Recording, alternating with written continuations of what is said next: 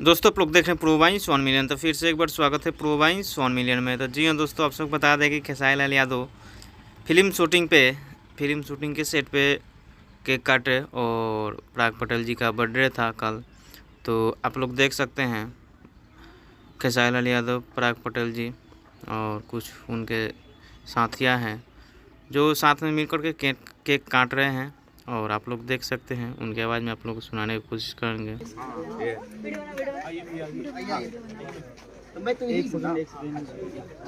इधर आ संगीता, इधर आ जा। चलिए नमस्ते प्रणाम। और हमारे पराग पाटिल सर का आज बर्थडे है।